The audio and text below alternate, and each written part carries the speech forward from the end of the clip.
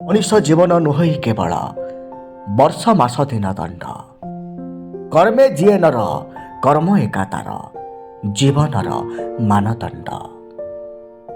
ହେ ଶ୍ରୋତାବନ୍ଧୁ, ମଣିଷ ତାର ଜୀବଦଶାରେ ଅନେକ ଭୁଲ କରିଥାଏ ଆଉ ପରବର୍ତ୍ତୀ ମୁହୂର୍ତ୍ତରେ ତାକୁ ସୁଧାରି ନିଏ। ସେଇଟା ହେଉଛି ତାର ଦିବ୍ୟ ଜ୍ଞାନ।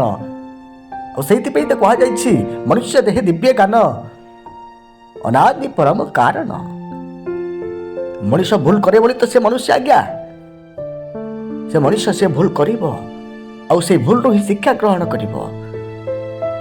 ଏ ସଂସାରରେ ପଶୁ ପକ୍ଷୀଠାରୁ ଆରମ୍ଭ କରି ସମସ୍ତେ ଯେତେ ଜୀବ ଅଛନ୍ତି ସବୁଠାରୁ ଆଜ୍ଞା ବିଶ୍ୱାସଘାତକ ଜୀବ ହେଉଛି ମଣିଷ। ସମସ୍ତଙ୍କୁ ବିଶ୍ୱାସ କରିପାରିବେ ହେଲେ ମଣିଷକୁ କେବେ ବିଶ୍ୱାସ କରିବେନି।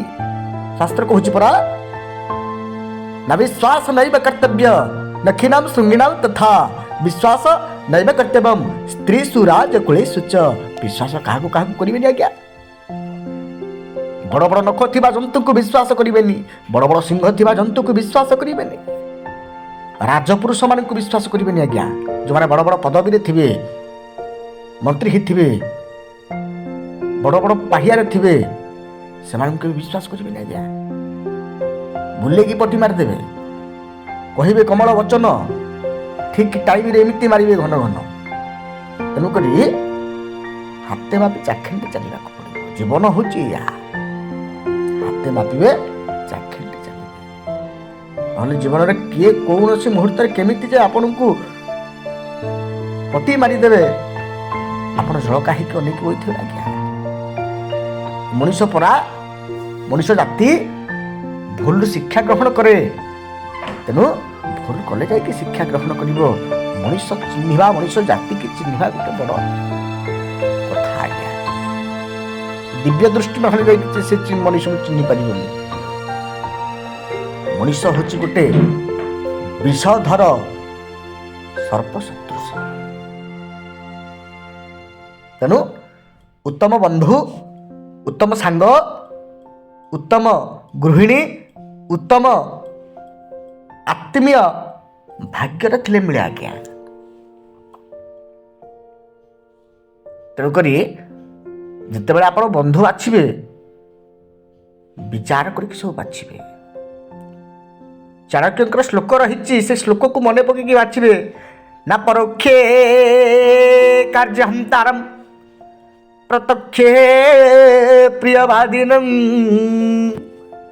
ବର୍ଜୟେତ୍ ତାଦୃଶଂ ମିତ୍ରଂ ବିଷାକୁମ୍ଭଂ ପୟାମୁଖମ୍।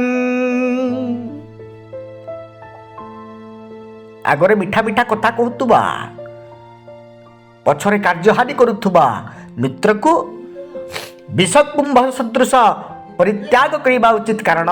ତାର କାରଣ ହେଲା କ'ଣ?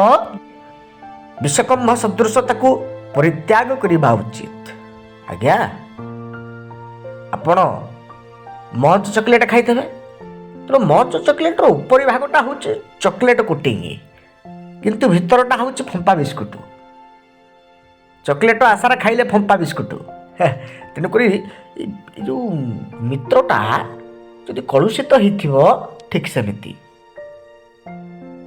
ଉପରେ ତ ମିଠା ମିଠା କଥା କହୁଥିବ କିନ୍ତୁ ଭିତରେ କାର୍ଯ୍ୟନାଶ କରୁଥିବ, ସେଇଭଳିଆ ମିତ୍ରକୁ ଆଜ୍ଞା ନମସ୍କାର କରିକି କଳି ଯୁଗରେ ରହିବେ। ହଇରାଣ କରିଦେବ ଆପଣଙ୍କୁ, ସେ ଜୀବନ ବର୍ବାଦ କରିକି ରଖିଦେବ, କିନ୍ତୁ ପରବର୍ତ୍ତୀ ପର୍ଯ୍ୟାୟରେ ତାର ବି ଜୀବନ ବର୍ବାଦ ହେଇଯିବ। ପାପ କରିକି ଯିଏ ଖାଲ ଅନ୍ୟ ପାଇଁ ଖୋଳିଛି ସେ କେବେ ବି ନିସ୍ତୃତ ଯିବନି। ସେ ଗୋଟିଏ ଖାତ ଖୋଳିଥାଏ, ତା ପାଇଁ 100 ଗାତ ଭଗବାନ ଖୋଳିବେ। କଥା ହେଉଛି ଏଇଭଳିଆ ମିତ୍ରକୁ ପାହାକୁ ଆମେ ଯିବା କାହିଁକି? ଏଭଳିଆ ମିତ୍ରକୁ ଆମେ ବିଶ୍ୱାସ କରିବା କାହିଁକି? ନାଇଁ, ସେଭଳିଆ ମିତ୍ର ଠାରୁ 100 ଦୂର ଡିଷ୍ଟାନ୍ସ ମେଣ୍ଟେନ୍ କରନ୍ତୁ ଆଜ୍ଞା। ଯଦି ଆପଣ ସୁଖୀ ଭାବରେ ବଞ୍ଚିବାକୁ ଚାହୁଁଛନ୍ତି ତାହେଲେ। ଠିକ୍ ଅଛି ଶ୍ରୋତାବନ୍ଧୁ, ଆଜି ପାଇଁ ତ ଏତିକି। ରହୁଛି, ନମସ୍କାର, ଜୟ ଜଗନ୍ନାଥ।